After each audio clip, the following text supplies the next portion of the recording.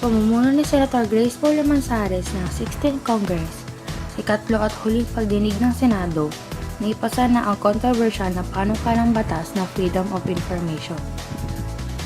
Sa kabuang 22 na botong nakuha, piniliwanag ni Senator Grace Poe Manzares na napapanahon na isang batas ang FOI Bill. Lalo't 73 na raw na bansa sa buong mundo ang katulad na batas. Ngunit kahit naaprubahan na ito sa Senado, kailangan pa rin itong suriin at aprubahan ng Pangulong Aquino. Ayon sa Presidential Communication Operation Office Head, Hermino Coloma Jr., piling-pili daw ang paggamit ng Pangulo ng kapangyarihan.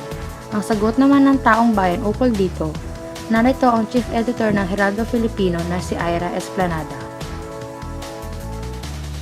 Feeling ko kaya parang ayaw i-certify ni Pino yung FOI bill kasi ang daming barriers sa governance na. Although I think naman, tinatry na maging transparent. Pero, syempre, hindi pa rin may iwasan yung corruption. And if the media was given more freedom na mag-probe sa mga government activities, feeling ko yun yung concern ni Pino.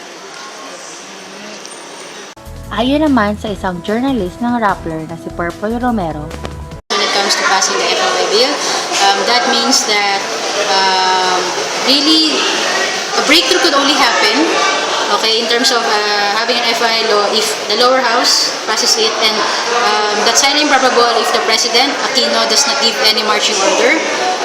This is because the President has significant influence over the lawmakers in the House of Representatives as compared to the Senate. The Senate is relatively considered more independent because their interests are not that parochial as compared to those of lawmakers in the lower house. So we do not really have any assurance that Pinoy will certify its priority bill. If it's silent on the bill, therefore the lower house will not also do anything and also remain silent on the importance and significance of having it passed during Aquino's term. umaasa sa Senator Grace Poe Manzares at ang taong bayan na ngayong 16th Congress may pasa na ang FOI Bill na matagal na pinagdedebatehan. Ito po si Shekinah Reyes para sa Talkback News.